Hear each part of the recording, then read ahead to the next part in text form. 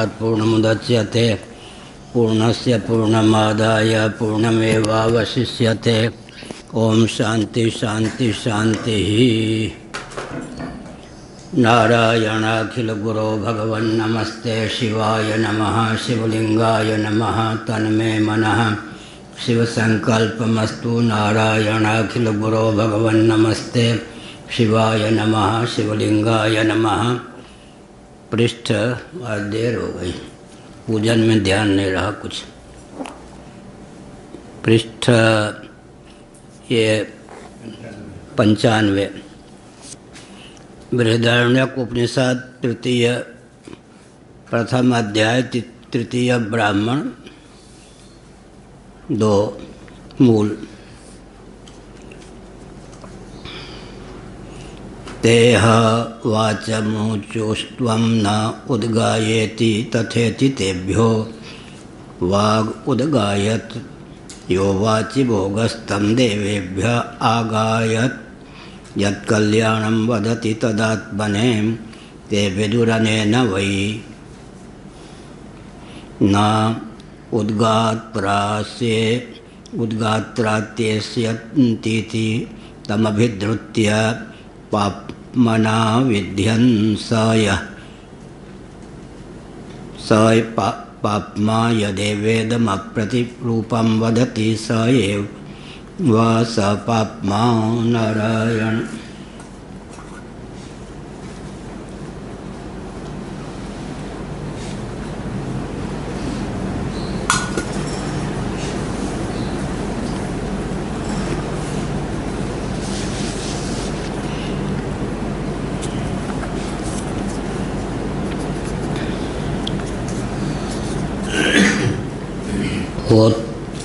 होता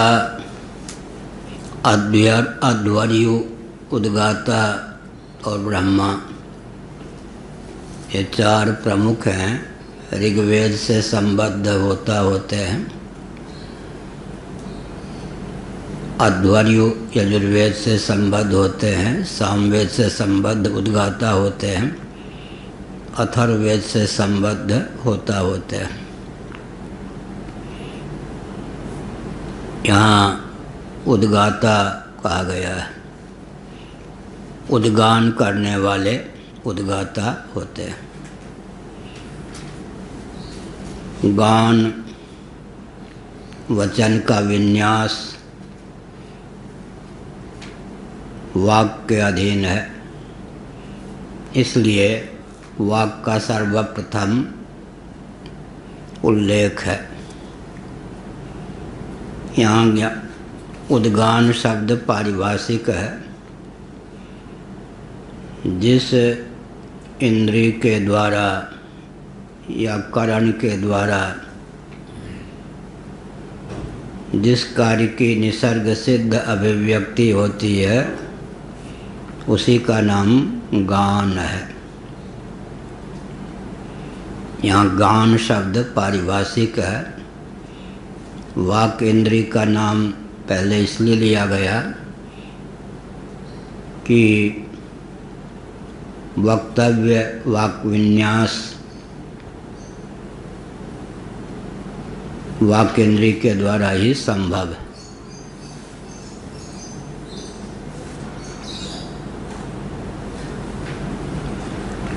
अब एक विचित्र बात है कि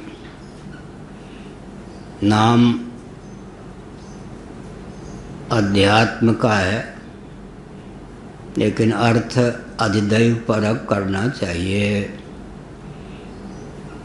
क्योंकि ज्ञान और कर्म की निष्पत्ति इंद्रियों के द्वारा होती है। उधर अंतःकरण के द्वारा भी ज्ञान और कर्म की निष्पत्ति होती है। अंतःकरण को ज्ञान कर्म उभयात्मक उपनिषदों ने माना है। श्रीमद् भागवत ने भी स्वीकार किया है। मन बुद्धि चित्त अहंकार एक करण है।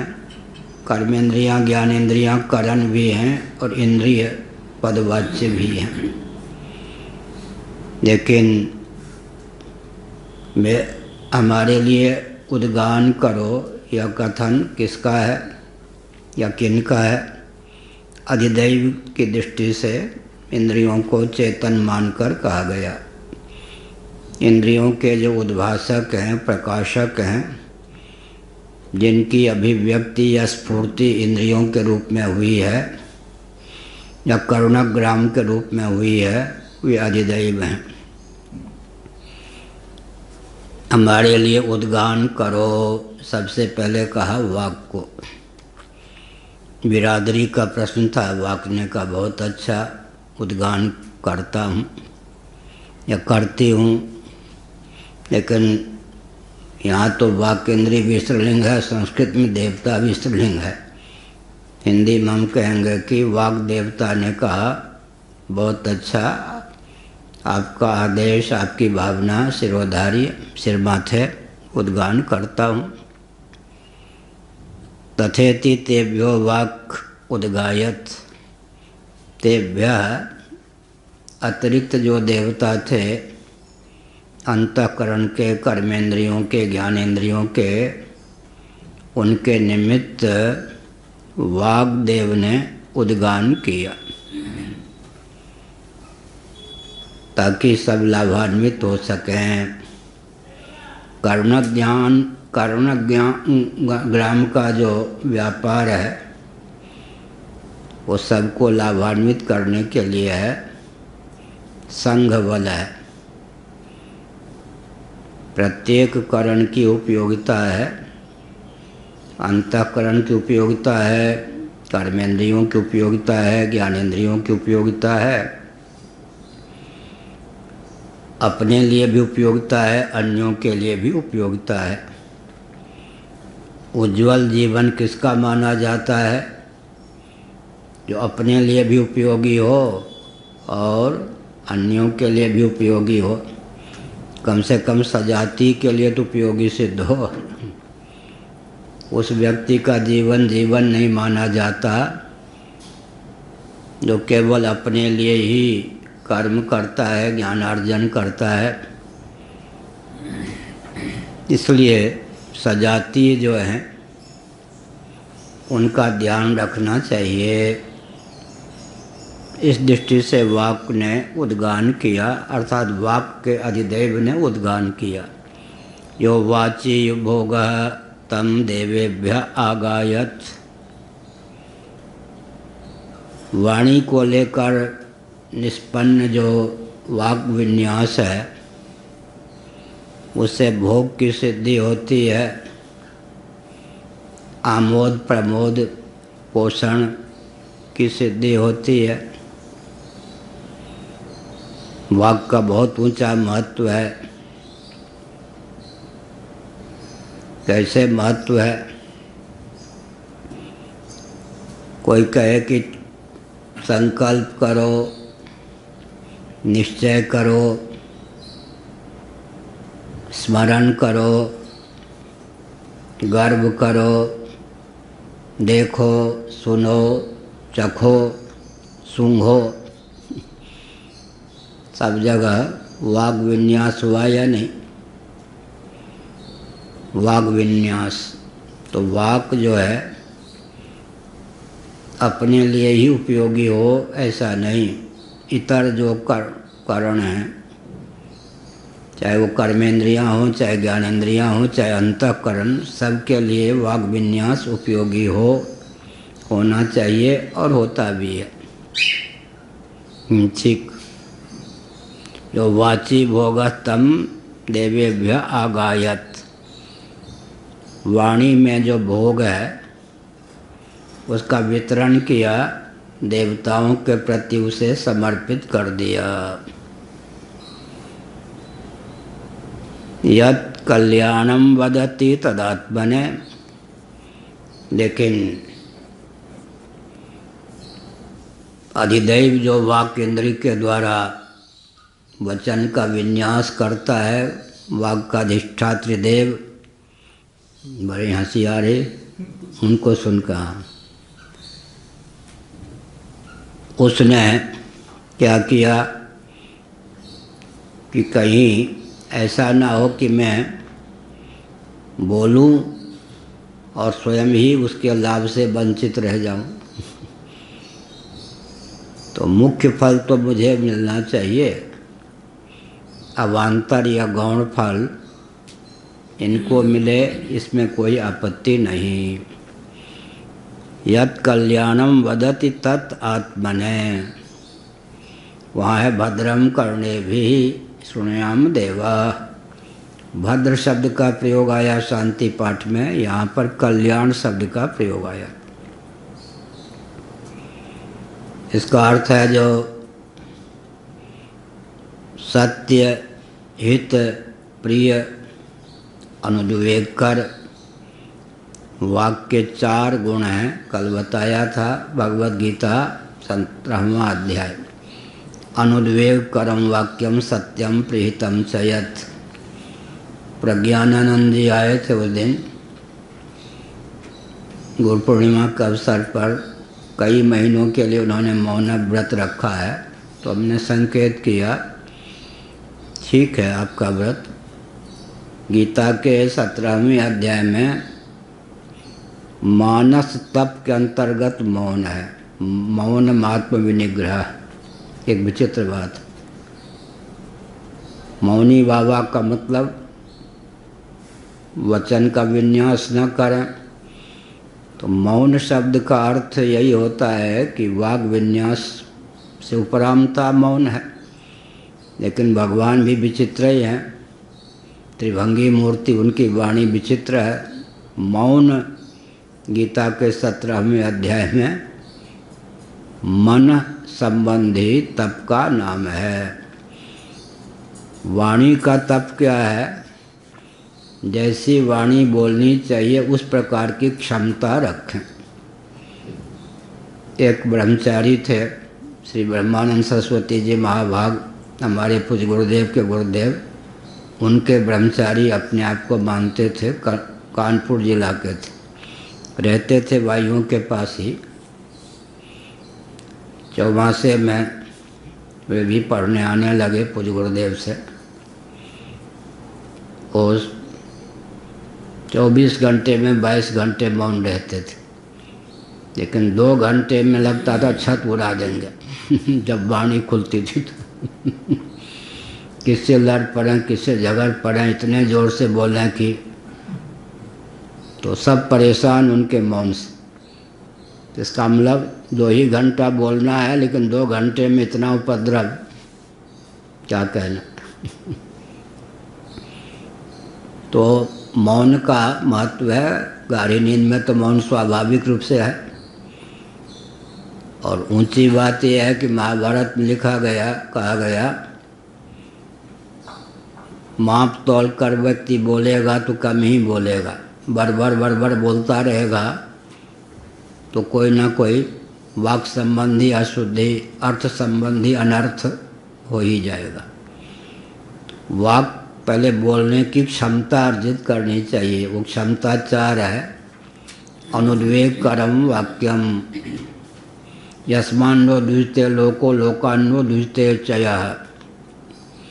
अनुद्वेग कर, उद्वेग क्षोभ उत्पन्न करने वाला वाक विन्यास न हो। सत्य भी हो, प्रिय भी हो, हितकर भी हो। सत्य ऐसा ना बोले जो उद्विग्न कर दे और परिणाम में अहितकर हो जाए। हित के अविरुद्ध होना चाहिए, प्रिय के अविरुद्ध होना चाहिए, और उद्वेग उत्पन्न करने वाला नहीं होना चाहिए। इतनी क्षमता से संपन्न वाक विन्यास तो किसी किसी में संभव है। यही कल्याणम वदति का अर्थ है। कल ये भी हमने बताया था 4 योग्यता क्यों दी। कठोपनिषद के अनुसार जो सत्य भाषण ही नहीं करता है वो सद्रूप आत्मा का अधिगम कैसे कर सकता है।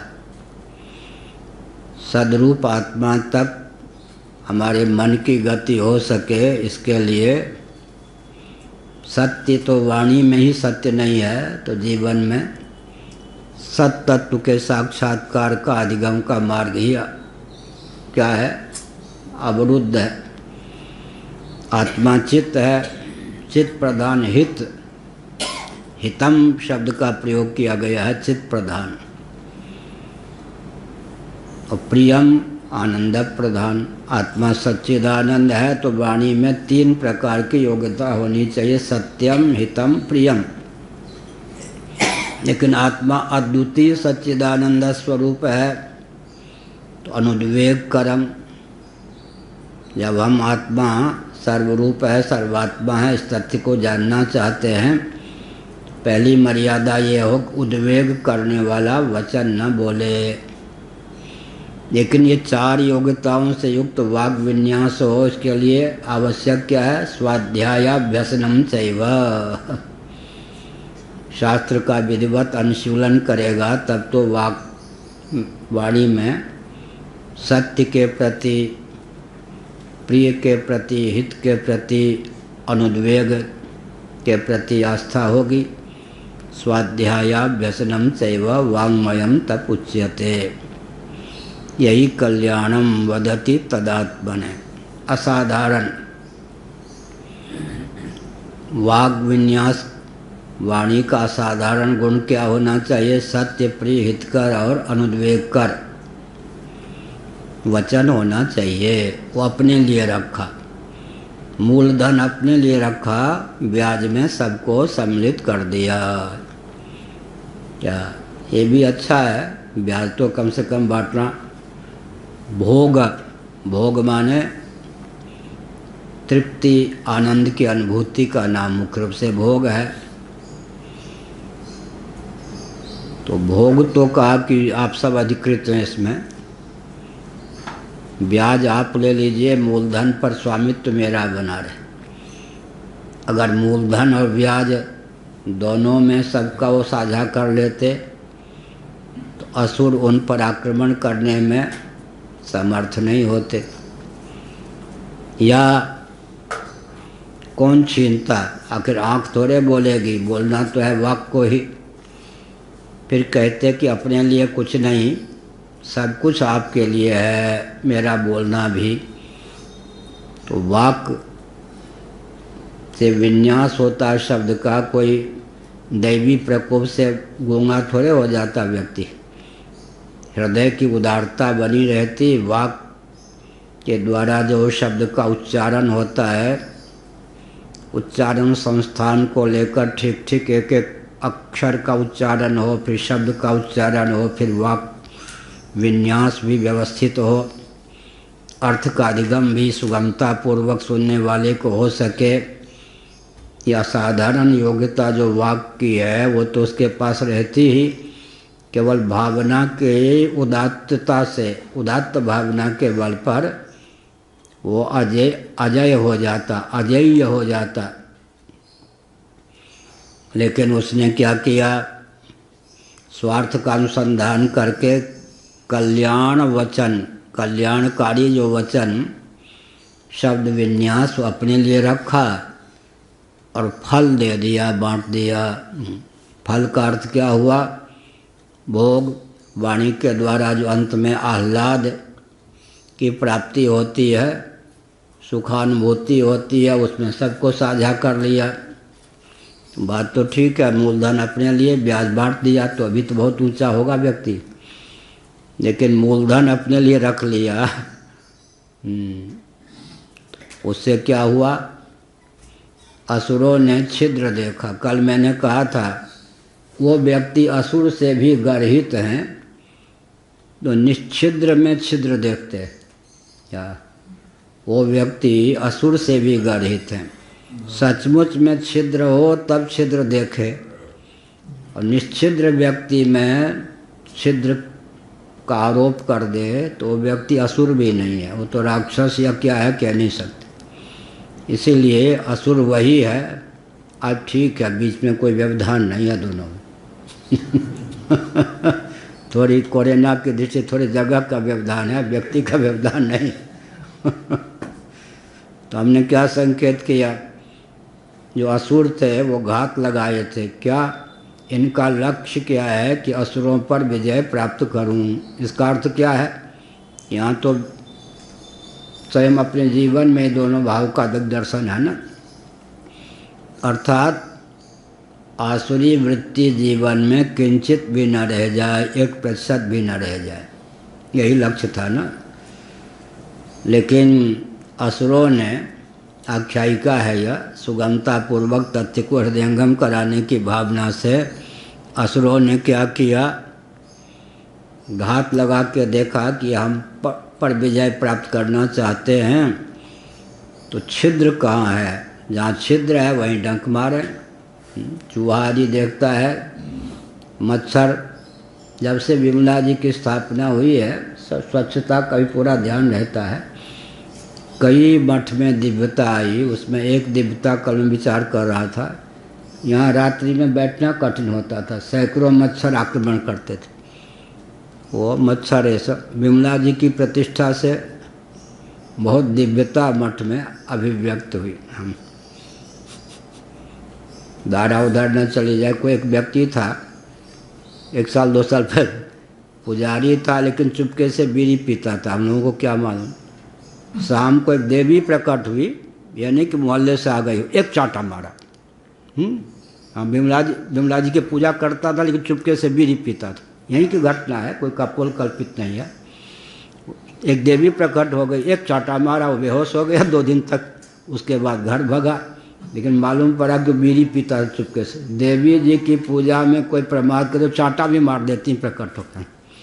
ये जो सामने रुद्राक्ष का पेड़ है ना, एक उधर है, ये दोनों अद्भुत क्या है, वहाँ कोई मिट्टी उट्टी तो नहीं है।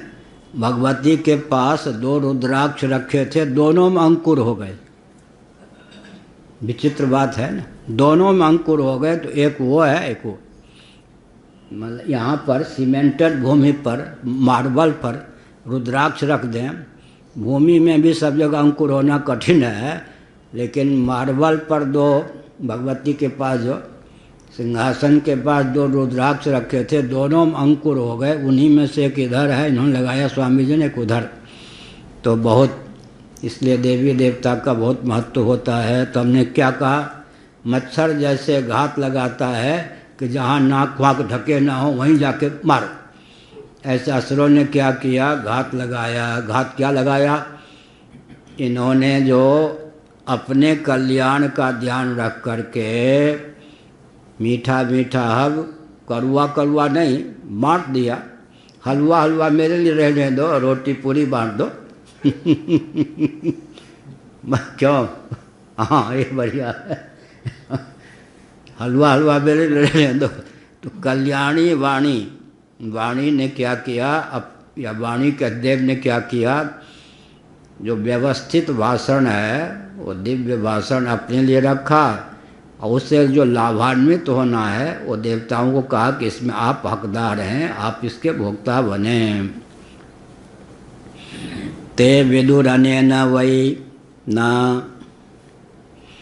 उद्गात्रात्येष्यन्ति इति। वो घात लगाए थे असुर। इनका उपक्रम क्या है, उपक्रम यह है कि उद्गान के माध्यम से जो दिव्यता प्रकट होगी, उस दिव्यता के द्वारा हमको क्या कर देंगे, हतप्रभ कर देंगे। इस घात में हैं, तो फिर मैं क्या करूं। वो असुर जो था आए, उन्होंने सोचा हम क्या करें, छिद्र देखें, छिद्र देखेंगे वहीं घुस जाएंगे, इनको भी असुर बना देंगे। आसुरी वृत्ति पर विजय प्राप्त करने के लिए उद्गान का आलम्बन लिया है, हम इनको असुर बनाने के लिए फिराक में हैं। तो ये इसी उद्गान के द्वारा ये हम पर विजय प्राप्त करना चाहते हैं, अर्थात स्वयं को आसुरी भाव से, असुर भाव से विमुक्त करना चाहते हैं। वो घात लगाया था। ये सब तम अभिद्रुत्य बहुवचन का प्रयोग इसलिए है कि केवल गान अपने लिए नहीं, हम लोगों के लिए गान करो। लेकिन गान करने में पक्षपात क्या कर लिया, जो हमारी अपूर्वता है, शुद्ध उच्चारण करना, ललित उच्चारण करना, वो हम अपने लिए ही रख लें। बाकी जो उच्चारण से लाभ है सबको, वही मूलधन अपने लिए रख लें और ब्याज उनको दे दें। ये भी बहुत ऊंचा है कि मूलधन अव्याज दोनों में शामिल कर लेते तो यह परिस्थिति नहीं आती। मूलधन अपने लिए रख लो, असुरों ने सोचा यही आसुरी भाव है इनमें, ये हमारी बिरादरी में सम्मिलित होने योग्य हैं। क्या कि हमारी बिरादरी में सम्मिलित होने योग्य हैं। तो क्या किया, अभिद्रुत्य पापमना विंध्यन स यस पापमा यदे वेदम अप्रतिरूपम वदति स एव स पापमा। पाप ने क्या किया, उनको विद्ध कर दिया। असुर माने अब पाप की वृद्धि होगी तो असुर तो हो ही जाएंगे। पापात्मा का नाम ही तो असुर है या नहीं। पाप से युक्त जिसका अंतःकरण है, कर्णग्राम है, जीवन है, उसी को पापात्मा कहते हैं। पापमा ये वो पाप क्या इनके जीवन में घुस गया, ये भी असुर बन गए। जितने अंश में पाप है हमारे जीवन में उतने अंश में असुर हैं हम। इसमें क्या हुआ, बात तो है दूध का दूध पानी का पानी। अब यही कहा अप्रतिरूपम वदति, जो नहीं बोलना चाहिए वो जो बोलता है, अव्य तव्य झूठ आदि बोल लेता है वही पाप है, वही असुर भाव है। माने वाणी में अनृत का, छल आदि का जो उपयोग करता है व्यक्ति, बहुत बढ़िया कल्याणी वाक का पर्यवसान हो गया मिथ्या भाषण में। कल्याणम वदति था ना, अशुभ नहीं, अमंगल नहीं, शुद्ध उच्चारण, शुद्ध भाव और ललित विन्यास वाक्य का। कोई मैं झूठ बोलूँ या नहीं, लेकिन कल्याण के प्रति, भद्र के प्रति, शुभ के प्रति भी आसक्ति होगी तब क्या होगा, वो दैवी संपत्ति भी असुर बना देती है व्यक्ति को। मैं प्रायः कहा करता हूँ, अहम के गर्भ में जो दैवी संपत्ति आ जाए वो असुर बना देती है व्यक्ति को। अहम क्या है फिर, अहम विद्वान, मैं विद्वान हूँ, विद्या आ गई अहम के गर्भ में, विद्या सीमित होगी, असुर बना देगी। अहम धनवान, अहम जनवान, फिर आगे कौन योस्ति सदिशो मया वही हो गया। इसका मतलब अहम के गर्भ में अगर दिव्य गुण भी आ जाए तो वो व्यक्ति को असुर बनाए बिना दिव्य गुण नहीं रहता। इसी प्रकार से उचित यह था कि मूलधन और ब्याज, कल्याण वदन, कल्याण बोलना, कल्याण संभाषण और भोग दोनों में सबको सम्मिलित कर लेते। लेकिन कल्याण भाषण, कल्याणी वाक अपने लिए रखा और भोग सबको बांट दिया। उसके प्रभाव से क्या हो गया, उसके प्रभाव से असुरों ने घात लगाकर लो अब कल्याणी वाक ही नहीं, अकल्याणी वाक झूठ भी बोलने लगो। इस प्रकार से 24 गए 26 होने, डूबे भी नहीं रह गए 24 गए 26 होने, डूबे भी नहीं रह गए। इसका मतलब क्या हुआ, कल्याणी वाक के पक्षधर होने चले थे, लेकिन क्या हो गया, अकल्याणी वाक भी घुस गई। इसका मतलब अव्य तव्य असभ्य ढंग से बोलने लग गए, झूठ बोलने लग गए। कौन, वो देव, वाक इंद्रिय के अधिदैव। यह हुआ मूल का अर्थ। अभ्यास इससे क्या शिक्षा मिली वैदिक बाबा ये कुछ व्यक्ति थे हवाई जहाज से आना था, उसमें गोपाल वैदिक भी थे नाम। तो इन्होंने लोगों को सिखाया, तुम एक को मेरे नाम से चले जाना, पूछ कहे कोई हाँ क्या नाम है तो कह देना गोपाल, मेरा काम है। मैं अब हवाई जहाज वाले मान लेंगे कि वो गोपाल वैदिक होकर शिक्षा दे रहे थे, ये कह देना मेरा नाम गोपाल। वो झूठ नहीं बोला, कल्याणम वदति, कल्याण बोला लेकिन अकल्याण घुस गया। अब जानबूझ के झूठ बोलेगा फिर तो क्या परिणाम वैदिक रह जाएगा या क्या हो जाएगा कह देना मेरा नाम गोपाल है। वो कोई होगा सातवें आसमान का गोपाल। हमारे वैदिक तो बहुत अच्छे हैं, झूठ बोलते ही नहीं स्वप्न में भी। नारायण।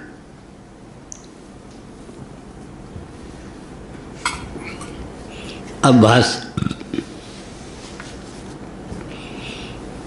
ते देवा हैवं विनिश्चित्य वाचं वाक् अभिमानिनीं देवतान् ऊचुः उक्तवन्तः।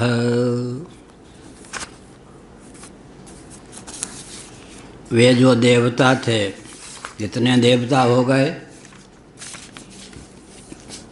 5 कर्मेंद्रियों के देवता, 5 ज्ञानेंद्रियों के देवता, 10 मन बुद्धि चित्त अहंकार के देवता,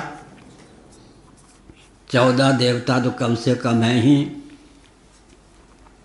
मन के देवता, बुद्धि के देवता, चित्त के देवता, अहम के देवता, कर्मेंद्रियों के देवता, ज्ञानेंद्रियों के देवता, 14 देवता हैं।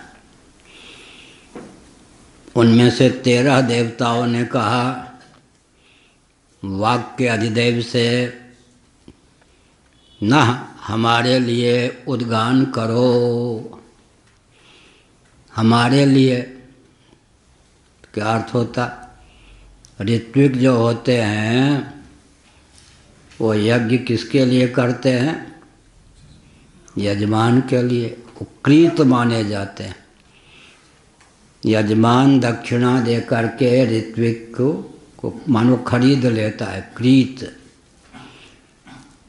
तो यजमान कितने हो गए? 13। सम्मिलित रूप से वाक् इंद्रिय से कहा कि हमारे लिए उद्गान करो। तो वाक् ने सोचा क्या करूं? अरे भाई अपने पास तो कुछ रख लूं, इनको भी दे दूं, टरका दूं, कहते ना देहाती भाषा, टरका दूं। अच्छा, हम जो बोलते हैं उससे जो आह्लाद प्राप्त होता है वो आह्लाद आपके पास चले जाए। आह्लाद आपके पास। एसी मेरे पास रहे, इस कमरे में बैठ करके ठंडक आप भी ले लीजिए। ऐसा ना हो कि एसी मशीनें ले जाए आपको। अगर मशीन रखेंगे एसी तब तो आपको ठंडक हो गया ना। एसी का अधिदेव बोले एसी तो मेरे पास ही रहे, बीसी आप ले लीजिए, मतलब इससे जब ठंडक पहुँचे तो सोचेंगे बात ठीक है, आखिर हम सर्दी क्या चाहिए, ठंडक ही तो चाहिए ना, ठंडक तो हमको दे ही रहे। इसी प्रकार से तो वहाँ का ते देवा हैवम विनिश्चित्य वाचं वाक् अभिमानिनीं देवताम ऊचु उक्तवन्तः। हैवम विनिश्चित्य का अर्थ क्या है? उन देवताओं ने, बहुत शीलवान है ये पक्षी आदि, बिल्कुल चुपचाप सुन रहे हैं। सो गए तो वाह बढ़िया। तो जो यहाँ पाठ में आए वो भी सो रहे, तो उनको क्या 2 व्यक्ति इनके चेले होंगे वो सब। हमको तो असुरों पर विजय प्राप्त करनी है, इस प्रकार का निश्चय किया। इसका युद्ध विद्या है या नहीं? क्या जब कोई समझता है कि ये मुझसे भिड़ने की तैयारी कर रहे हैं, मुझ पर विजय प्राप्त करने की तैयारी कर रहे हैं, वो बारीकी से अपने गुप्तचर आदि के माध्यम से आखिर तैयारी है क्या, उस पर ध्यान रखता ना। युद्ध विद्या भी है या नहीं? तो समझता है कि तैयारी तो सब कुछ है, लेकिन यहाँ एक ऐसी त्रुटि या छिद्र है, इसी के माध्यम से मैं भारत में घुस जाऊंगा, चीन की सीमा से, पाकिस्तान की सीमा से घुस जाऊंगा। भारत की लाचारी क्या है? विश्व में जितने तत्व हैं घातक, सबके एजेंट भारत में। अलकायदा का ऑफिस मुख्य रूप से भारत में का है, उत्तराखंड में। ऐसे गुप्त या प्रकट अलीगढ़ इत्यादि क्षेत्र हैं। गुप्त या प्रकट भारत में कोई विश्व का तंत्र ऐसे नहीं है, कम्युनिस्ट तंत्र, क्रिश्चियन तंत्र, मुस्लिम तंत्र, जो भारत में घर बना करके न रहते हों, अड्डा बना करके, और राजनेताओं को, समृद्ध व्यक्ति को अपना एजेंट बना के न रखते हों। वर्गीकरण करेंगे कोई दब जाए, सूर्योदय होने पर चंद्र तारे दब जाते हैं, लेकिन नष्ट हो जाते हैं नहीं कह सकते। प्रभावशाली कोई प्रधानमंत्री मुख्यमंत्री हुआ, मोदी योगी जी हुए, दबे रहेंगे, इसका मतलब ये नहीं निर्मूल हो गए, वो फिर घात में रहते हैं। इसी प्रकार से असुरों ने सोचा इन पे आक्रमण करने का, ये हम पर विजय प्राप्त करने का प्रयास कर रहे हैं, जहाँ त्रुटि देखूं वहीं पर इन पे हमला बोल दूं, हम पर विजय न प्राप्त करके हम ही इन पर विजय क्यों न प्राप्त कर लें। यह हुआ। तो क्या हुआ,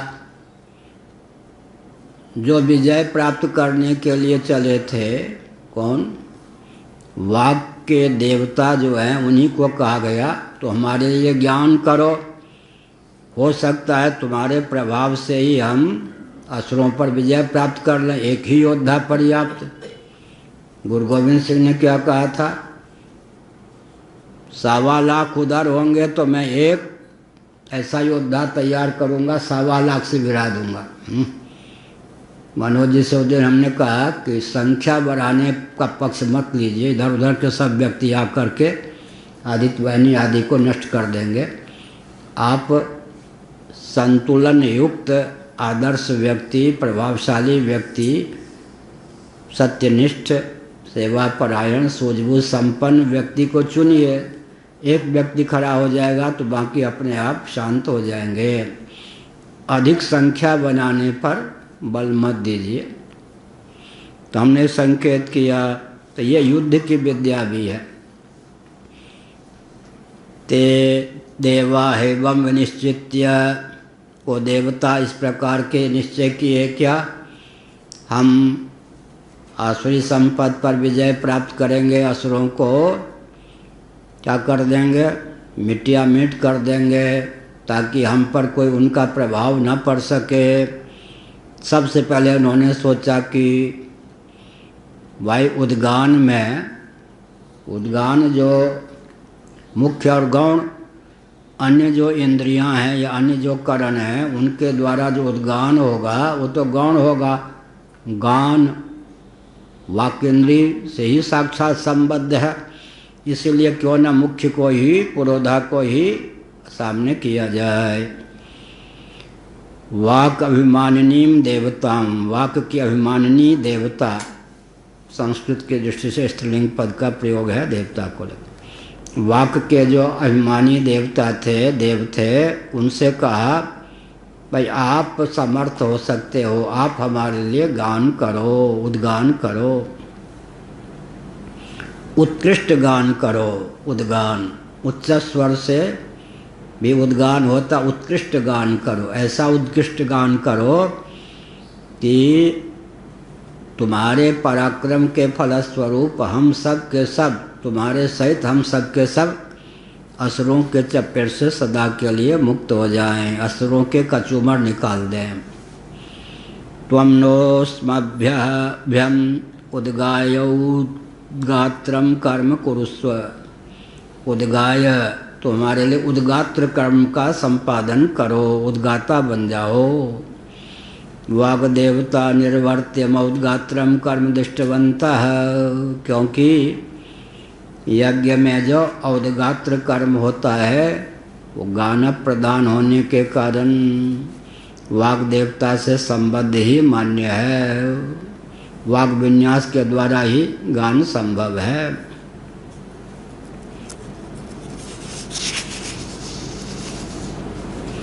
कोई कहे कान से उद्गान करो, श्रोत्रेंद्रिय के अध्यय से कहे उद्गान करो तो श्रवण ही तो उसका उद्गान होगा, बोलना तो है नहीं, कान से बोल नहीं सकते।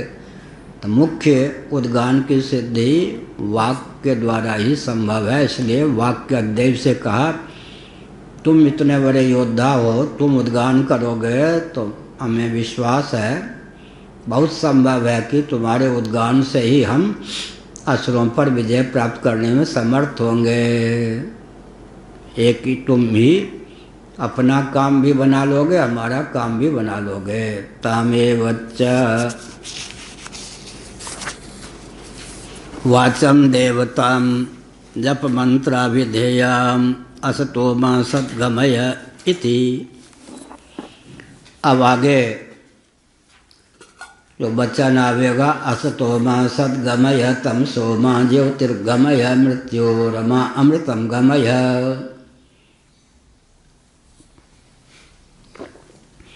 उसमें एक अंश असतो मा सद्गमय, इसको समुद्रित करते हैं भगवान भाष्यकार। जप मंत्राभिधेयम्, जप मंत्र का विधेय, एक होता अभिधान, दूसरा होता अविधेय। अभिधान माने नाम, अविधेय माने नामी। अभिधान माने वाक, अविधेय माने अर्थ। अभिधान माने वाचक, अविधेय का अर्थ होता है वाच्य। कहीं कहीं अभिधान का अर्थ होता है लक्षक, अविधेय का अर्थ होता है लक्ष्य। इतना मैंने कहा, नाम और नामी। तुलसीदास जी ने नाम नामी शब्द का बहुत प्रयोग किया, तो यहाँ पर नाम को ही अभिधान कहते हैं, नामी को ही क्या कहते हैं, अविधेय। जप मंत्र का विधेय असतो मा सद्गमय, असत से मुझे सत की ओर ले चल। इसमें असत और सत दो शब्दों का प्रयोग हुआ, तो वाक पर घटाएंगे तो क्या होगा, सब पर घटाएंगे तो असत का अर्थ क्या होगा। भगवद गीता 17वां अध्याय। असत आचरण क्या से सद्गमय माने सदाचरण पर की ओर ले चलो। असतो मा सद्गमय, हर इंद्रिय पर, हर करण पर यह होगा। असतो मा सद्गमय, कहो भरद्वाज जी, मन पर घटाएंगे तो क्या अर्थ हो जाएगा, असतो मा सद्गमय। अशुभ संकल्प से बचाकर शुभ संकल्प की ओर ले चलो। बुद्धि को कहेंगे असतो मा सद्गमय, तो क्या अर्थ होगा, जैसा निर्णय निश्चय अध्यवसाय नहीं होना चाहिए, उससे बचा करके, वैसा न हो करके क्या होगा, शुभ निश्चय की ओर ले चलो। चित्त से कहेंगे असतो मा सद्गमय। विस्तृत व्याख्या करके बताता हूँ ताकि प्रयोग में आ सके। पढ़ाने का लक्ष्य यह नहीं कि पंक्ति का अर्थ करते चलते भगते चले गए। कुछ गुरुदेव पहली शर्त रखते थे, पढ़ने आवे, तुम्हें परीक्षा देनी है तो किसी और से पढ़ो भाई। तुम तो कहोगे इतनी सीमा में हमको इतना पढ़ा दीजिए, निष्ठा प्राप्त करनी है, इस मार्ग पे चलना है तो मुझसे पढ़ो। परीक्षा के लिए आए हो तो झटपट इतने दिनों में कोर्स पूरा करने वाले के पास जाओ, ठीक बात। चित्त से कहा जाए असतो मा सद्गमय, तो कहो सुरेश जी क्या उसका अर्थ होगा। वाह, चित्त से क्या होता है, चारखाने चित्त, चित्त से स्मरण होता है ना। असतो मा सद्गमय, अशुभ स्मरण छोड़ करके शुभ स्मरण की ओर ले चल।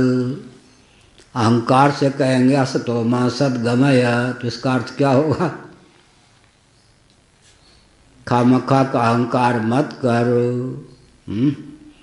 मैं ब्राह्मण हूँ ऐसे आँख मत दिखा, मैं ब्राह्मण हो के ऐसा कर्म क्यों करूँ, अक्लिष्ट प्रयोग हो गया ब्राह्मण। तो मैं सन्यासी हो के ऐसा कर्म क्यों करूँ, मैं स्वामी करपाती जी महाराज का शिष्य हो के ऐसा क्यों करूँ। जानते हो मैं करपाती जी महाराज का शिष्य, अरे राम अरे राम। अब विचित्र ही माने भगवान शंकराचार्य ने 16वें अध्याय के भाष्य में लिखा है, गुरु के नाम पर, पूर्वजों के नाम पर व्यक्ति असुर हो जाते। शंकर भाष्य, क्या गिनते हो मैं ब्राह्मण हूँ, क्या गिनते हो मैं धर्म सम्राट कटपाती महाराज का शिष्य हूँ, उनके समान कोई योग्य हुआ। अरे वो योग्य हुए तो तुम क्या हो, ये तो बोलो। ये नहीं मन, मैं निमिष वालों का शिष्य हूँ। अरे मैं तो गीता प्रेस का ये हूँ, हो गया तीनों जगह में।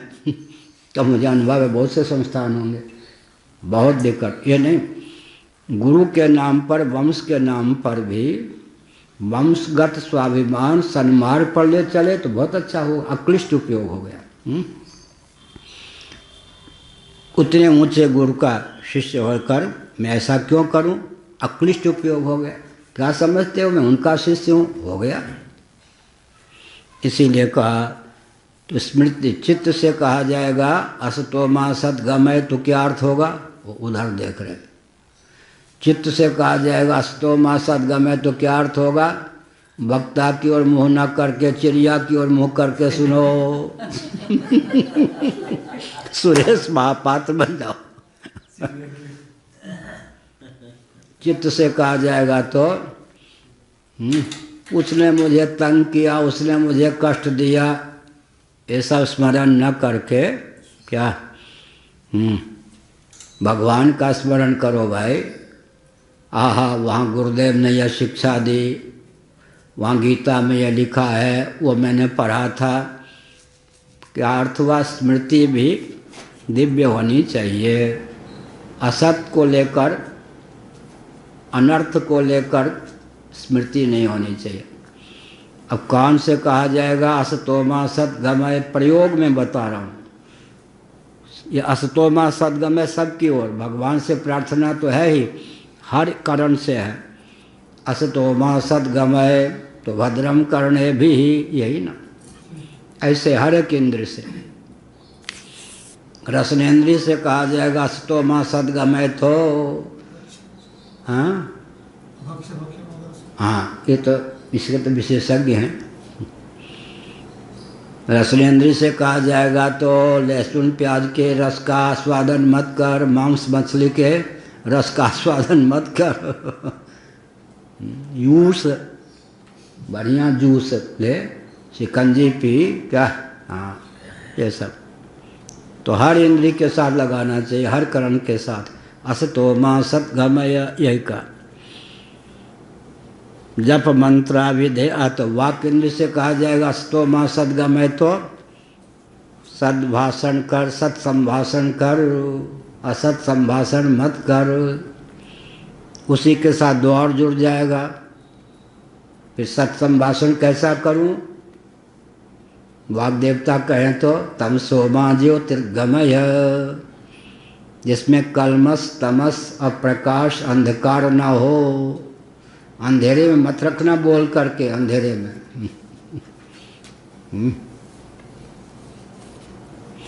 हम कुछ बोले कहाँ पर, रथ यात्रा को लेकर एक महानुभाव ने, पूज्य शंकराचार्य ने यह कहा है कि कर फैला दिया राष्ट्रीय स्तर पर। माने कोरोना को देखते हुए उनका भाव यह था कि शंकराचार्य का भाव है रथ यात्रा ना हो। प्रधानमंत्री ने भी समझ लिया कि वो तो शंकराचार्य का भाव है, यहाँ के मुख्यमंत्री ने समझ लिया, पंडित ने सब समझ लिया। कोर्ट ने भी, सुप्रीम कोर्ट के चीफ जस्टिस ने समझ लिया, तो वहाँ का संकेत है। अब हम तो मौन रहे, उचित अवसर पर जब निर्णय आ गया रथ यात्रा नहीं होगी तो हमने मुंह खोल दिया। अब पंड्या जी ने फोन किया, हम समझ नहीं पाए आपका भाव, हमको तो बरगला दिया गया। लो जी। तो इसका अर्थ क्या हुआ, इसका अर्थ होगा कि सब जगह क्या होगा, तमसो माँ ज्योतिर्गमय, अंधेरे में मत रखना। ऐसा मत बोलना कि अंधेरे में रखें, वो कूटनीति का पक्ष होता है।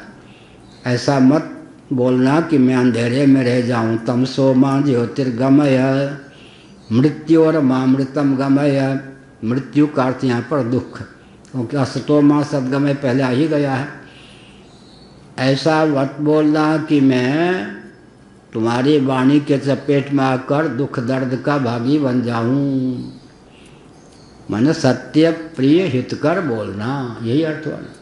सत्यम वद, सत्य बोलना। क्या हुआ, हाँ सत्य, ठीक है।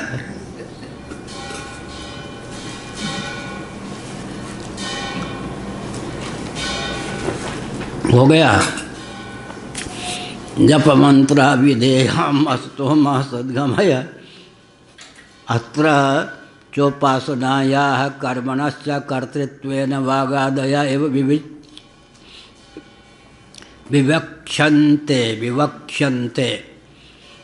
अत्र पहली टिप्पणी अर्थवाद वाक्य असतो मा सद्गमय तमसो मा ज्योतिर्गमय मृत्योर्मामृतं गमय। असत अंधकार दुख से पिंड छुड़ाने की भावना। अत्र च उपासनाया कर्मणश्च कर्तृत्वेन वागादय विवक्ष्यन्ते। अब यहाँ है कर्तृत्व आत्मनिष्ठ हो अधिदैवनिष्ठ हो, यह प्रकरण उठाया भाष्यकार भगवान ने। क्या कर्तृत्व जो है आत्मनिष्ठ होना चाहिए या अधिदैवनिष्ठ? आत्मनिष्ठ। आत्मनिष्ठानंद जी ये हैं, आत्मनिष्ठ ये बोल रहे तो ठीक है, बढ़िया कहा।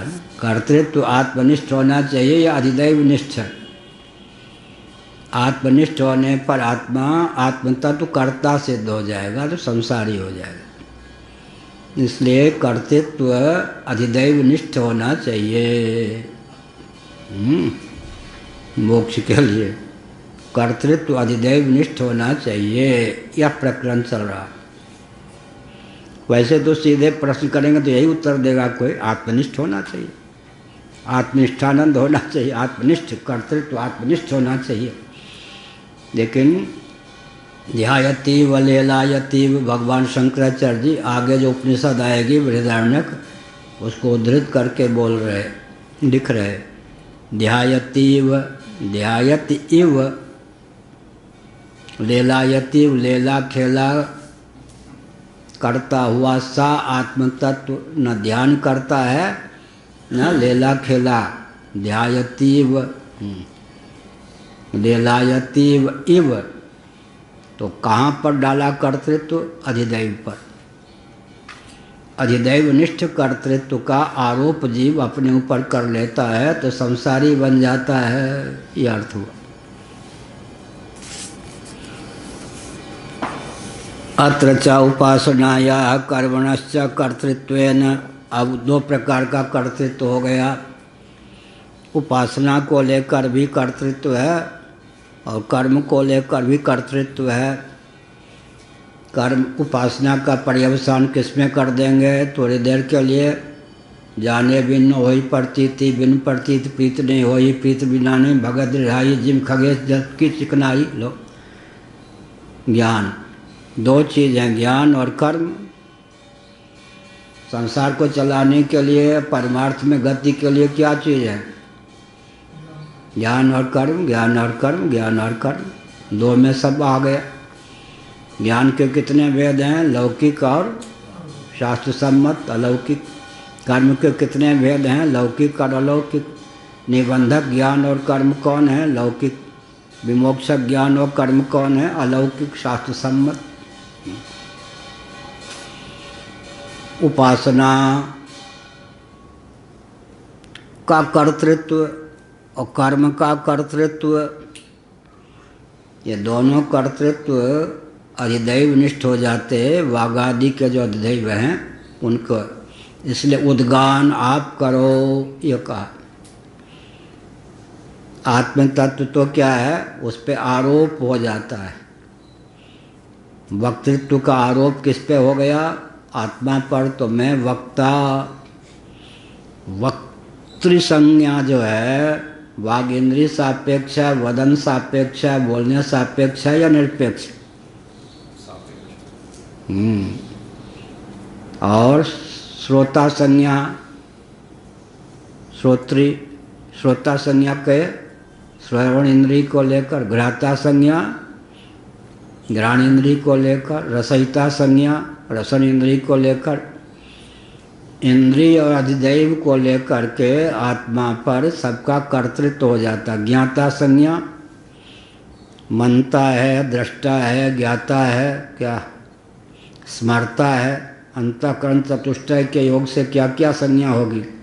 मन के योग से कहो भाई सुरेश महापात्र जी, ये हैं गोपाल महापात्र, वो हैं सुरेश महापात्र। मन के योग से क्या होगा आत्मा का नाम? हाँ हाँ बढ़िया। बुद्धि के योग से बोधा, चित्त के योग से स्मरता, और अहम के योग से अहंकर्ता, यह है। और कान के योग से श्रोता, वाणी के योग से वक्ता, हाँ, दृष्टि के योग से दृष्टा, बढ़िया। प्रमाण के योग से प्रमाता, ठीक, बढ़िया, ये सब है। अतचा उपासनाया, उपासना के योग से उपासक, ध्यान के योग से आत्मा का नाम क्या होगा? ध्याता, बढ़िया। कर्म के योग से कर्ता, ठीक।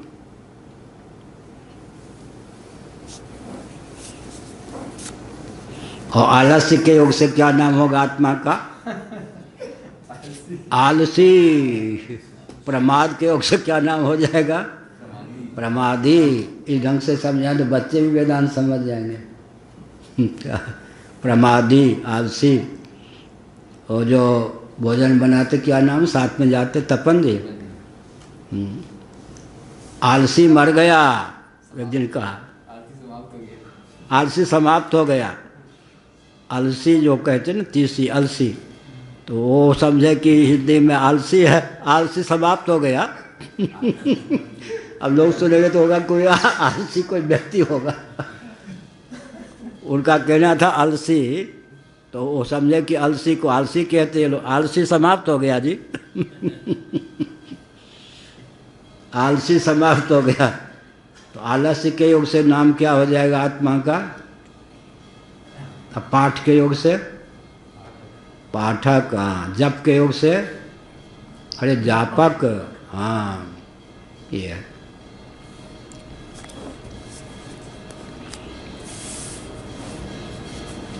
और गान के योग से हाँ गाता, बढ़िया।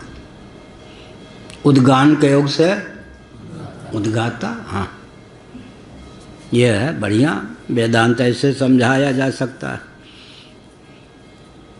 वागादय विवक्षन्ते कस्मात् भला क्यों यस्मात् परमार्थतः तत्कर्तृकस्तद्विषय एव च सर्वो ज्ञान कर्म संव्यवहारः वक्ष्यति ध्यायति लीलायति व इत्यात्मकर्तृत्वाभावं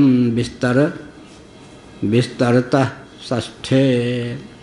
छठे में जा कर के बताएंगे क्या। कस्मात् यस्मात् परमार्थतः तत्कर्तृकस्तद्विषय एव च सर्वो ज्ञान कर्म संव्यवहारः। कर्मेंद्रियों के द्वारा कर्म की निष्पत्ति, ज्ञानेंद्रियों के द्वारा ज्ञान की निष्पत्ति। ग्रहण करें तो ज्ञान हो गया, त्याग करें तो कर्म हो गया। शब्द का ग्रहण करेंगे तो क्या हो जाएगा? ज्ञान। और शब्द का त्याग करेंगे तो कर्म। शब्द का ग्रहण करेंगे तो श्रोत्रेंद्रिय, शब्द का त्याग करेंगे तो वाक इंद्रिय। ये ज्ञानेंद्रिय और कर्मेंद्रिय। सत्वात् समझाते ज्ञानम रजः कर्मणि भारत। वो सात्विक, ये राजस। सत्वगुण से ज्ञान, रजोगुण से कर्म। दोनों में मैत्री है या नहीं? सुनेंगे यहाँ से, बोलेंगे यहाँ से, स्पर्श करेंगे त्वक से, और सर पे हाथ रखेंगे, खुश रह बेटा, हाथ से। गंतव्य का दर्शन करेंगे आँख से, चलेंगे पाँव से, हो गया ना। और रसदार चीज़ें पाएंगे रसनेन्द्रिय से, मूत्र त्याग करेंगे मूत्रेंद्रिय से।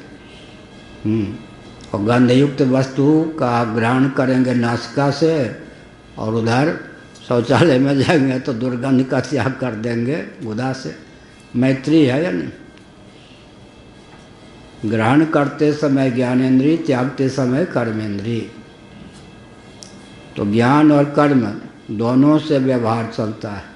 और मन ही न साथ में हो, अंतःकरण साथ न दे तो अमनस्क हो जाए। तो अंतःकरण क्या है?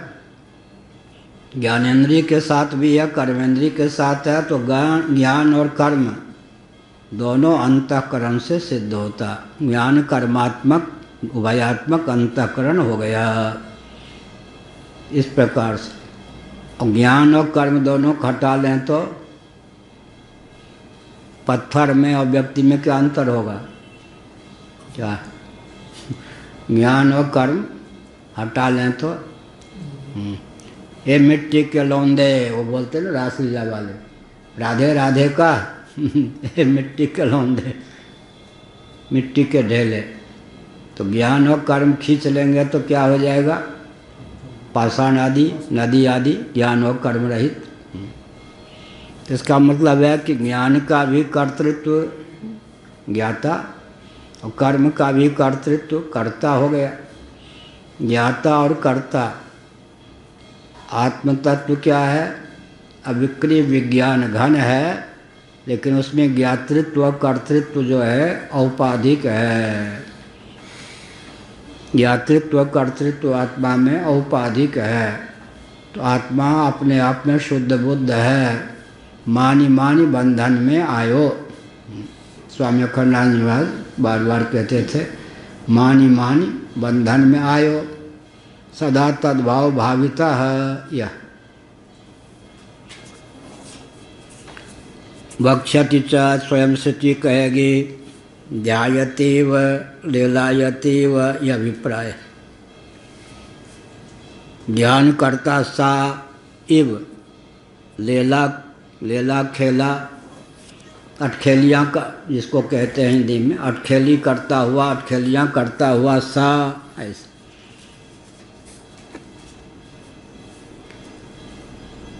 इत्यात्म कर्तृत्वाभावम विस्तरतः।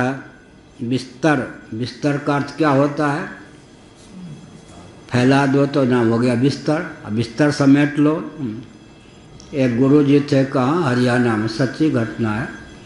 एक चलवा था, गुरुजी शरीर छोड़ने ही नहीं, बहुत वृद्ध हो गए, फिर भी बुढ़ापे का लक्षण नहीं। तो चेला ने कहा, गुरुजी अब बिस्तर समेट लो, मैं सेवा करते करते वृद्ध हो गया। उन्होंने साफ आप नहीं दी, अच्छा ठीक है। उन्होंने ध्यान लगा कर शरीर छोड़ दिया। गुरुजी बिस्तर समेट लो। हाँ, सच्ची घटना, भिवानी की तरफ। ओमकार जो थे ना, ओमकार दत्त जी ब्रह्मचारी बताते थे, वहाँ की घटना है, हरियाणा की घटना है। गुरुजी बिस्तर समेट लो। बिस्तर माने फैला हुआ, विस्तार। बिस्तर से ही क्या कहते हैं? विस्तार। यह इसीलिए कहा क्या? विस्तरता, विस्तार पूर्वक, बिस्तर बिछा हुआ। वो एक थे विद्यानंद विदेह आर्य समाजी, अजमेर के। वो खूब दिल्ली में 1 महीना आकर के आर्य समाजी थे, प्रवचन करते थे करोल बाग अजमल खां पार्क में।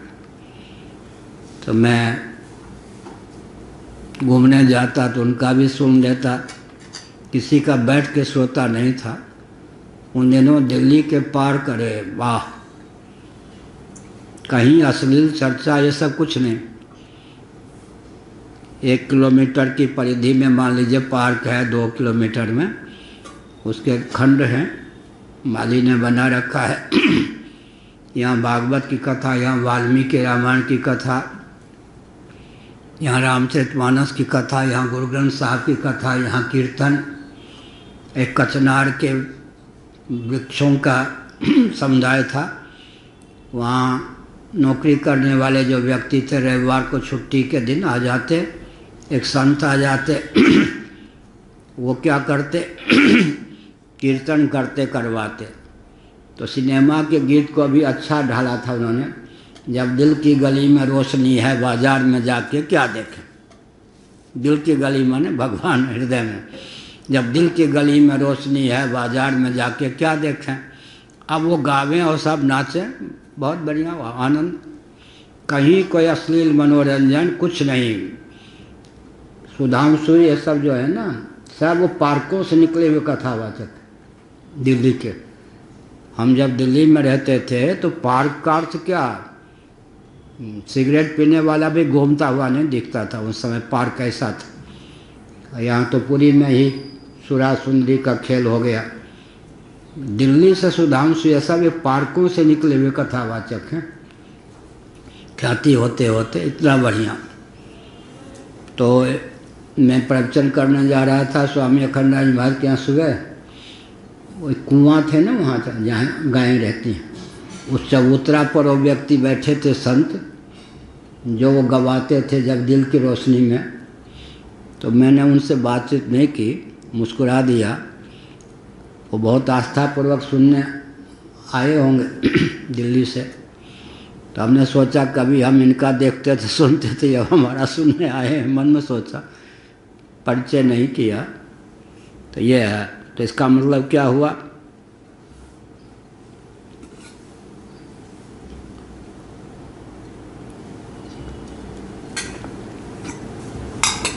ज्ञान और कर्म को हटा देंगे तो क्या होगा? विस्तार सा विस्तार। तो वो विद्यानंद विदेह कहा करते थे, सेना से रिटायर हुए थे, फौजी व्यक्ति।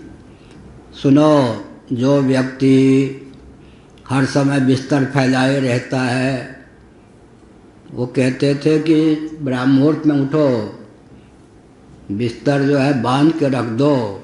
बिस्तर तब है जब फैलाओ, रात में सोने का नंबर हो तभी फैलाओ। पहले की यही परंपरा थी। पहले यही परंपरा। हाँ, अब हर समय चौकी पर जैसे हमारे हैं, तो मैं हर समय सोता नहीं हूँ, अपने कोई बिछा है नहीं। पहले तो ये नहीं, जब बाहर जाएंगे तो क्या कहते थे, वो व्यक्ति क्या करेगा जीवन में जो हर समय बिस्तर है फैला हुआ, तो आलसी हो जाएगा। इसलिए जब सोने का समय है तो फैला दो, नहीं तो समेट के रख लो। बिस्तर का अर्थ है विस्तार, वही का विस्तर तक। षष्ठ अध्याय में जब ये आएगा वचन ध्यायति व लेलायति व, तब इसका हम वर्णन करेंगे विस्तार पूर्वक। यहाँ भी दूर की बात छोड़ दो, यहाँ भी साध्यायंत उपसंहरिष्यर्त्यव्याकृतादि क्रियाकारक फल जातम त्रयम वायुधम नाम रूपम कर्म इति अविद्या विषयम।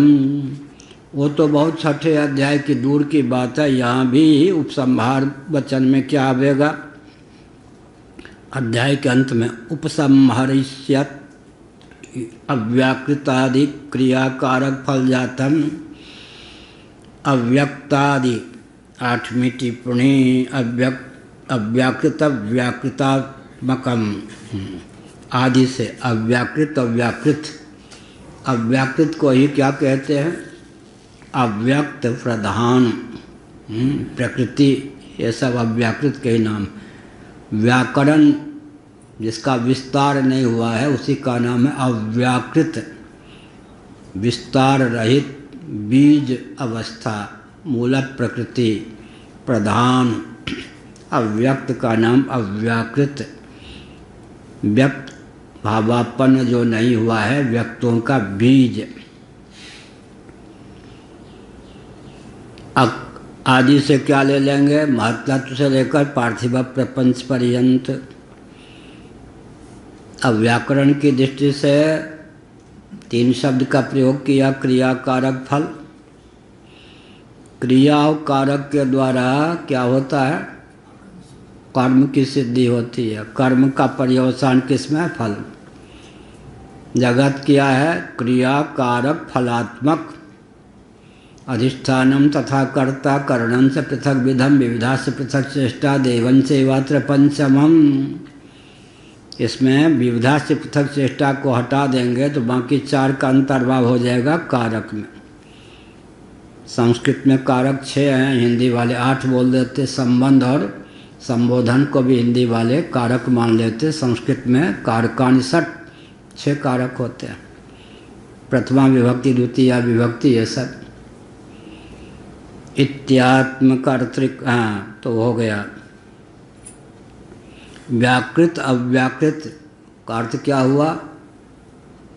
अव्यक्त से लेकर पार्थिव प्रपंच पर्यंत, पृथ्वी प्रकृति से लेकर पार्थिव प्रपंच पर्यंत, सबको 3 शब्दों में गुम्फित करना हो तो क्रिया कारक और फल। क्रिया की सिद्धि किससे होगी? प्रकृति से लेकर पार्थिव प्रपंच को लेकर ही तो क्रिया की सिद्धि होगी। आत्मा तो निष्क्रिय है। कारक की सिद्धि कैसे होगी? अव्याकृत से लेकर के पृथ्वी तक की सामग्री में ही कारक का भी समावेश होगा। और फल क्या मिलेगा? लोक लोकांतर की प्राप्ति है ना, तो फल तो भी तो लोक लोकांतर में तो पंचभूत होंगे ही, महत्व तो कहीं होगा ही। अव्यक्त प्रकृति माने ये क्रिया की सिद्धि भी किन से? प्रकृति से लेकर पार्थिव प्रपंच से, माने व्यक्त अव्यक्त व्यक्तात्मक जो प्रपंच है उसी से क्रिया की सिद्धि होती है, उसी से कारक की सिद्धि भी होती है, उसी से फल की सिद्धि भी होती है। जो आत्म तत्व है न क्रिया है, न कारक है, न फल है। आत्म तत्व क्या है? न क्रिया है, न कारक है, न फल है। अब इन्हीं को तीन क्या किया? दो शब्दों में संसार को गुम्फित करना हो तो क्या कहेंगे भारद्वाज जी? व्याकृत अव्याकृत, व्यक्त अव्यक्त, क्या? दो शब्दों में। तीन शब्दों में गुम्फित करना हो तो क्रिया कारक फल। दूसरे ढंग से तीन शब्दों में कहना हो तो नाम रूप कर्म। नाम रूप कर्म, ठीक है, नाम रूप कर्म। यह है, इसका नाम क्या हो गया? कटोरा। रूप क्या है? आकृति विशेष। कर्म क्या है? ढकना, वस्तु लेना, यूँ नाम रूप कर्म। अच्छा जी, दो ही शब्दों में गुम्फित करना हो तो व्याकृत अव्याकृत, नाम रूप। नाम रूप दो ईश उपाधि, क्योंकि कर्म के भी दो ही विभाग हो जाएंगे, एक नाम एक रूप। तो दो शब्दों में पूरे जगत को गुम्फित करना हो तो क्या करेंगे? नाम रूप। नाम रूपात्मक जगत है। तीन शब्दों तक ले जाएंगे तो नाम रूप कर्मात्मक जगत है। प्रकारांतर से बोलेंगे तो नाम रूप कर्म क्या है? क्रिया कारक फलात्मक जगत है। फिर दो ही शब्दों में क्या करेंगे? फिर व्याकृत अव्याकृत, अव्याकृत व्याकृत रूप जगत है। एक ही पंक्ति में शंकराचार्य ने कितनी बातें लिख दी। अब खोल के ना बतावें तो फिर क्या होगा? हम में वो दोष है, लिखा है कि 64 कला में अंतिम कला कौन है मालूम है? गुरु के पास जाए तो ऐसे ढंग से रहे कि झटपट उनके ज्ञान ले ले, और गुरु हो तो लटकाए रह के चेले को, झटपट ज्ञान ना दे ताकि ज़्यादा से ज़्यादा सेवा कर सके, बूढ़ा हो जाए। कला देने में आलसी, कला लेने में जागरूक। ये 64वीं कला है। 32 विद्या 64 कला के प्रभेद हैं। क्या? देने में क्या करे? देने में आलसी, लेने में समर्थ। आलसी नहीं, अप्रमत्त। गुरुजी कितनी सेवा करे, झटपट अपना सब दे दें ज्ञान। लेने में क्या हो जाए और देने में झुलाता रहे। एक ऐसा ज्ञान दूंगा 1 मिनट में भवसागर से सब बस मुक्त। नैमिष में चलता था, 5-5, 4-4 घंटे फावड़ा चलवाते थे महाराज। हम लोग भी 3-3 घंटे फावड़ा चलाते थे। यहाँ चला में 2 ही दिन में सब भग जाए। कभी पूछते नहीं थे भोजन किया या नहीं, एक फल नहीं, 1 रुपया नहीं, दूसरे से कहीं से हमें मांगना नहीं। ऐसा ज्ञान के बस। लेकिन उससे लाभ हमें क्या हुआ? ज्ञान जहाँ से मिलना था मिल गया, मिला हुआ था तो मिला हुआ ही था, अलग गाथा है। लेकिन उससे लाभ क्या हुआ? जीवन कस गया। अनुशासित कैसे होता है व्यक्ति, कैसे गुरु की सेवा होती है प्राणों को हथेली पर लेके, तो ये है। तो इसका अर्थ क्या हुआ? लेकिन हम लोग सोचते हैं खोल खोल के पढ़ावें ताकि ये ज्ञान विज्ञान की परंपरा लुप्त ना हो। जितना 1 घंटे में ज्ञान विज्ञान हम लोग दे देते हैं, उतना 10 वर्ष में भी मिलना कठिन है। कैसे देते हैं? स्वयं परिश्रम करते हैं। ऐसा नहीं हम ऐसे पढ़ा रहे हैं तो ऐसा नहीं कि हम बिना पढ़ के आते हों। हम स्वयं पढ़ते हैं, परिश्रम करते हैं, इसमें क्या सार है, इसमें क्या सार है, बहुत समय लगाने पर जो समझ में आता है वो फिर पढ़ाते हैं। अपना हित भी हुआ, दूसरों का हित भी हुआ। हित किसका हुआ? हित किसी का नहीं। नहीं तो पंक्ति का अर्थ करते चलो ऊपरी ऊपरी, अंदर से खोल नहीं पाएंगे। फिर नहीं खोल पाएंगे तो फिर 2-4 व्यक्ति विश्वविद्या वाले तैयार हो जाएं तो विश्व का कल्याण हो जाए या नहीं? हमारा भाव ये है।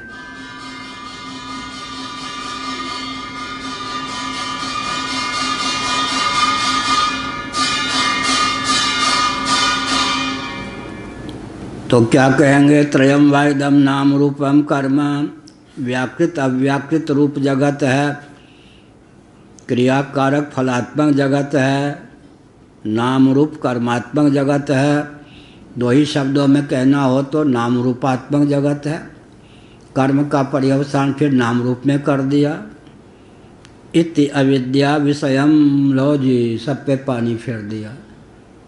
यह सब अविद्या का विषय है जी। 10वीं टिप्पणी अविद्याश्रयम, अविद्या के विषय है माने आश्रय, अविद्याश्रित है।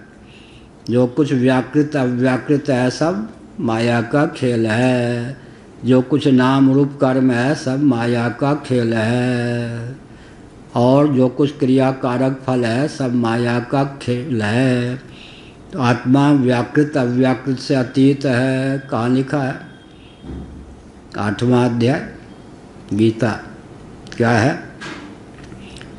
व्यक्त अव्यक्त, सनातन अव्यक्त, अक्षर अव्यक्त। उधर ध्यान लोगों का नहीं जाता। व्यक्त अव्यक्त, सनातन अव्यक्त, अक्षर अव्यक्त। गीता का 8वां अध्याय।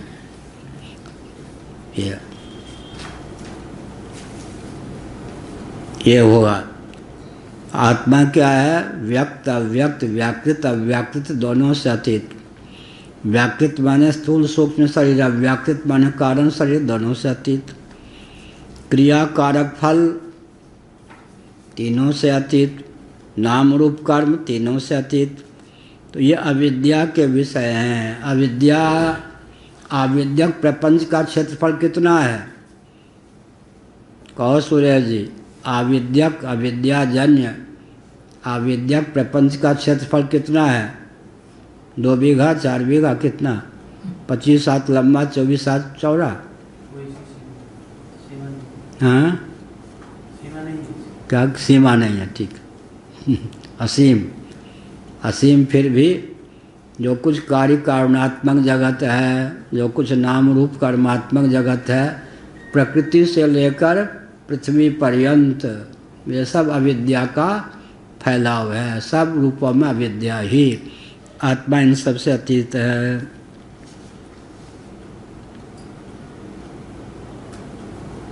अव्याकृता तो यत् परम परमात्माख्यम विद्या विषयम।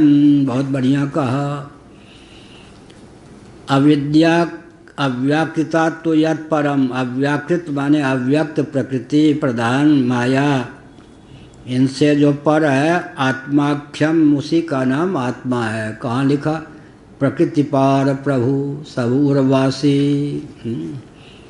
प्रकृति पार प्रभु, तुलसीदास जी ने। विद्या विषयम, विद्या का विषय कौन है? यूनिवर्सिटी में, यूनिवर्सिटी में क्या अव्यक्त का तो अध्ययन ही नहीं होता। यहाँ तो अव्यक्त और व्यक्त दोनों अविद्या के विषय हैं। यूनिवर्सिटी आदि में तो पूरे व्यक्त का भी ज्ञान नहीं, पूरे अव्यक्त तक तो दृष्टि ही नहीं। तो फिर क्या हुआ? विद्या, विद्या माने कौन सी विद्या? ब्रह्म विद्या का विषय कौन है?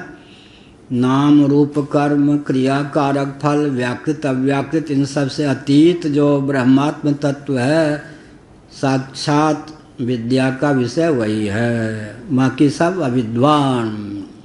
सभा में मत बोलना, सब मारने दौड़ेंगे।